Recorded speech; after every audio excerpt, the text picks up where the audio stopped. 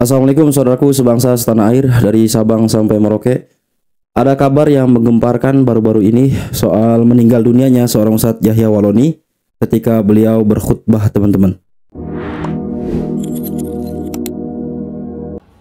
Supaya engkau akan mendapatiku, insya Allah tergolong orang-orang yang sabar. Kemudian dilakukanlah penyembelihan itu. Pikirkanlah wahai Ismail, apa yang kira-kira engkau renungkan di dalam hatimu. Mengorbankan seorang anak bukanlah hal yang gampang. Anak semata wayang yang berpuluh-puluh tahun didambakan oleh Ibrahim alaihissalam, dan ketika datang anak ini akan dikorbankan, orang tua tentunya tidak rela. Kita tidak rela apabila anak kita dikorbankan begitu saja. Tapi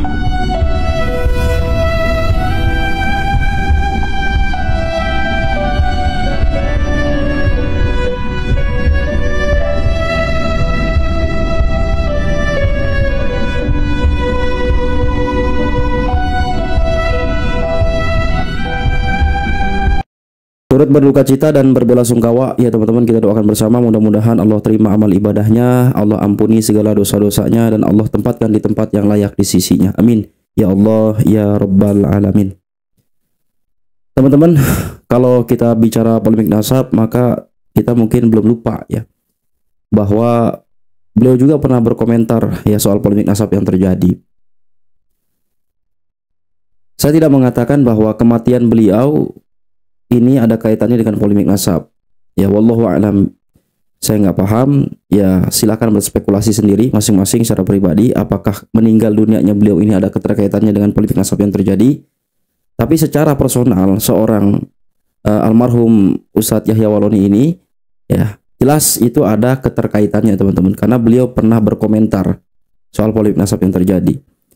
Dan bahkan komentarnya itu sangat tendensius dan terkesan merendahkan seorang Kiai Imad dengan mengatakan atau dengan menilai keilmuan Kiai Imad ini belum ada apa-apanya karena dari segi umur beliau masih muda. Kita ini tetap menghormati innal ulama warasatul anbiya. Kita hormati ulama, kita juga hormati para habaib. Sudah Pak, jangan terlalu banyak tanya. Apalagi saya orang dari kafir. Hormati dua-dua itu. Tidak yang berkelahi, sudah Anda usah perhatikan Imaduddin, Imadodon, itu anak kan umurnya belum. Ilmu tanpa pengalaman bagaikan huruf yang mati. Dan jujur teman-teman ya, dulu ini membuat saya kaget ya. Narasi yang beliau tuangkan ini sangat merendahkan Kiai Haji Ahmaduddin Utsman Al-Bantani, dan kemudian kok seperti itu cara menilai orang itu berilmu atau menakar keilmuan seseorang ditinjau dari umur ya atau dari pengalaman. Ya kita tahu bahwa ada istilah yang mengatakan bahwa the experience the good teacher itu kan, cuman itu nggak jadi sesuatu yang harus kemudian dipegang teguh gitu loh, walaupun itu menjadi nanti pengaruh ya kan. Tapi lagi-lagi kan almarhum ini belum melihat hasil riset dari Kiai Haji Ahmaduddin Utsman Al-Bantani. Dan di sini kemudian saya menganggap bahwa beliau ini adalah korban dari framingan Habib-Habib Klan Ba'alwi. Ya teman-teman, sekali lagi saya tidak mengatakan bahwa meninggalnya beliau ini ada kolerasinya dengan polemik nasab yang terjadi, tapi saya mengatakan secara personal seorang almarhum Ustadz Yahya Waloni ini memiliki ketersambungan atau kolerasi dengan polemik nasab karena beliau pernah berkomentar. Ya, lagi-lagi komentar beliau ini yang saya lihat dengan durasi kurang lebih setengah jam itu, ya beliau ini korban dari framingan yang dibuat oleh Habib Klan Ba'alwi, karena lagi-lagi beliau ini adalah satu circle dengan ya Habib Klan Ba'alwi atau simpatisan juga HTI gitu, pro Habib Ba'alawi atau pro FPI dan pro HTI ya, seperti itu teman-teman. Ini juga patut untuk kita jadikan sandaran untuk kita bisa menilai teman-teman. Karena lagi-lagi beliau juga ini menggunakan ya sebuah argumen yang sama gitu seperti argumentatum ad hominem. Jadi merendahkan seseorang, menyerang pribadi lah seperti itu, tanpa melihat hasil riset yang dituangkan oleh Kiai Imad. Ya wajar karena beliau ini seorang apologet ya, yang sering berdebat. Nah, kalau kita lihat dunia perdebatan antara Islam dan Kristen ya kan, dunia perdebatan antar agama lah kayak seperti itu. Yaitu adalah orang-orang yang notabene pro terhadap FPI dan HTI, teman-teman. Coba kita lihat di TikTok. Ya. Ada debat Islam dengan Kristen. Itu yang naik ya, yang memperdebatkan itu.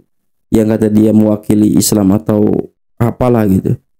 Yaitu adalah orang-orang yang memang pro terhadap FPI dan HTI itu. Jadi wajar sekali kalau misalnya beliau ini kemudian berkomentar menggunakan argumentasi ad hominem itu. Imadudin, Imadodon, itu anak kan umurnya belum.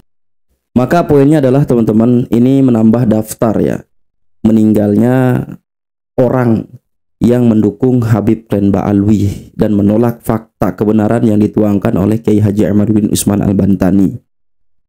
Sekarang saya kembalikan ke pribadi masing-masing teman-teman. Apakah meninggal dunianya beliau ini atau wafatnya beliau ini ada kolerasinya dengan polemik nasab yang terjadi atau tidak? Secara pribadi saya menilai bahwa secara personalnya seorang almarhum Ustadz Yahya Waloni ini memang memiliki kolerasinya dengan polemik nasab karena pernah berkomentar seperti itu ya teman-teman. Mungkin ini informasi yang dapat saya sampaikan. Lagi-lagi kita doakan yang terbaik. Mudah-mudahan beliau meninggal dalam keadaan husnul khotimah, diterima amal ibadahnya, diampuni segala dosa-dosanya, ditempatkan di tempat yang layak di sisinya. Hadanallahu wa iyyakum ajmain. Wassalamualaikum warahmatullahi wabarakatuh.